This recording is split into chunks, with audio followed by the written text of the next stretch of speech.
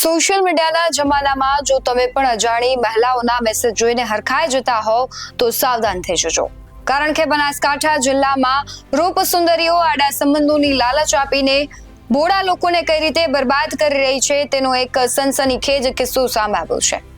ડીસા પંથકના ખેડૂતને પહેલા વોટ્સએપ મેસેજથી પ્રેમની જાળમાં ફસાવવામાં આવ્યો, પછી ગેંગના ગુંડાઓએ તેનું અપહરણ કર્યું, મેથી પાક જખાડ્યો અને લાખો રૂપિયા પડાવી લીધા।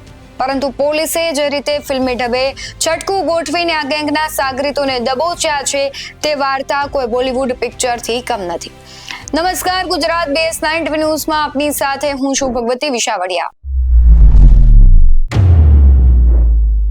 બનાસકાંઠા જિલ્લામાં હની ટ્રેપની ઘટનાઓ અટકવાનું નામ નથી લઈ રહી। આ વખતે શિકાર બન્યો છે ડીસા પંથકનો એક બોડો ખેડૂત, નામ છે હેમતાજી ધનાજી પટેલ।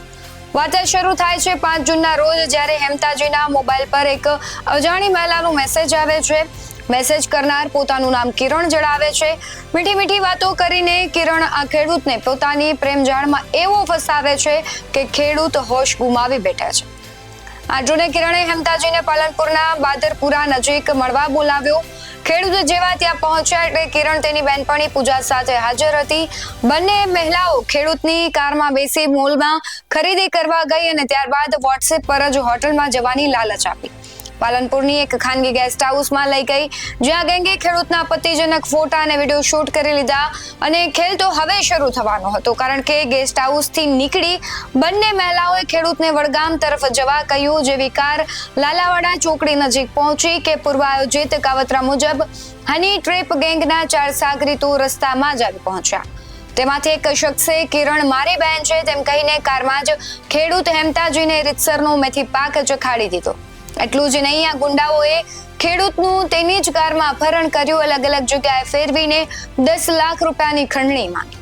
આખરે 5 લાખમાં પતાવટ નક્કી થઈ। ડરી ગયેલા ખેડૂતે તાત્કાલિક 54,000 રૂપિયા રોકડા આપ્યા, પણ ગુંડાઓએ ખેડૂતના ઓરિજિનલ ડોક્યુમેન્ટ આંચકી લીધા અને ધમકી આપી કે 4.5 લાખ રૂપિયા આપીને જ ડોક્યુમેન્ટ લઈ જશે। ગુંડાઓની ચુંગાલમાંથી છૂટ્યા બાદ પીડિત ખેડૂત સીધો ગઢ પોલીસ મથકે પહોંચ્યો।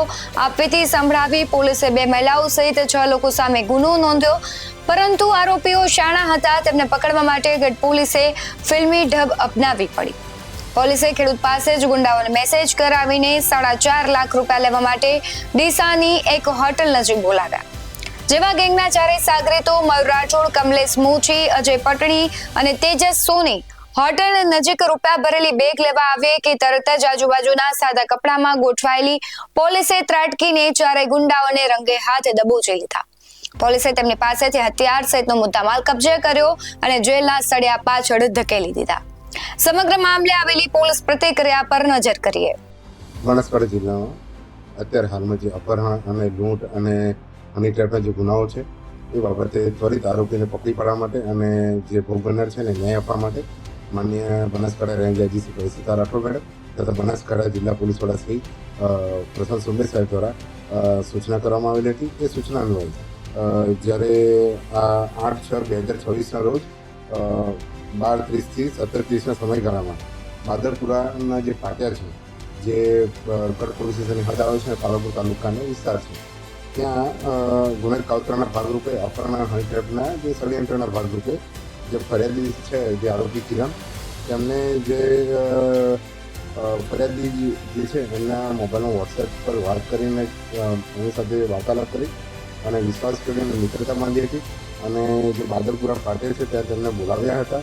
ત્યાં બોલાવીને જે આરોપી કિરણ અને બીજીની મહિલા મિત્ર પૂજા શેટ્ટી, આ બંને મહિલાઓ ત્યાં બાદરપુરા હાઈવે રોડ પર આવી હતી અને ત્યાંથી તેમને ગાડીમાં બેસાડ્યા હતા। ત્યાંથી તેઓ ડીમાર્ટ છે ત્યાં શોપિંગ કરવા માટે પણ ગયા હતા અને ત્યાંથી પછી એ લોકો જે કેપલ હોટલની બાજુમાં જે રાજાજી ગેસ્ટ હાઉસ છે ત્યાં તેમને લઈ જવા ત્યાં ગયા હતા અને ત્યાંથી તે વડગામ મૂકવા જવાનું કહીને આ દરમિયાન તેમના જે હની ટ્રેપની જે મહિલાઓ છે એમના જે પુરુષ મિત્ર જે 4 છે, તે જે સોની, મયુર રાઠોડ, કમલેશ મોચી, અજય પટની, તેઓને બોલાવીને અને જે ફરિયાદી છે એમને જાગ ધમકી આપી અને બ્લેકમેલ કરીને તેમના પાસે 5 લાખ રૂપિયાની માંગણી કરી હતી અને આ દિવસે તેમને ફરિયાદી પાસેથી ₹54,000 રૂપિયા લઈ લીધા હતા અને ફરિયાદનું અપહરણ કરીને અલગ અલગ જગ્યાએ ફરાવ્યા હતા.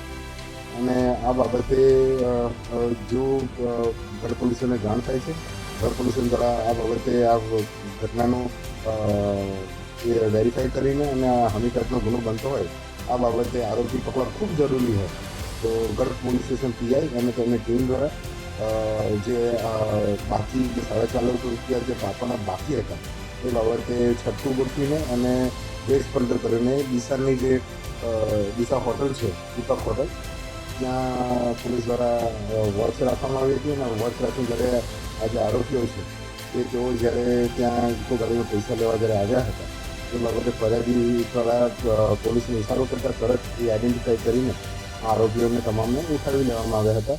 અને આ બાબતે 50,000 જેટલા રોકડ રકમ તેમના પાસેથી જે એમને આમના પાસેથી ફરિયાદી પાસેથી લીધી હતી તે રિકવર કરવામાં આવી હતી. તદુપરાંત તેમના જે મોબાઈલ છે જેના આધારે કોમ્યુનિકેશન કર્યું છે એ પણ આપણે મુદ્દામાલ તરીકે રિકવર કરેલા છે.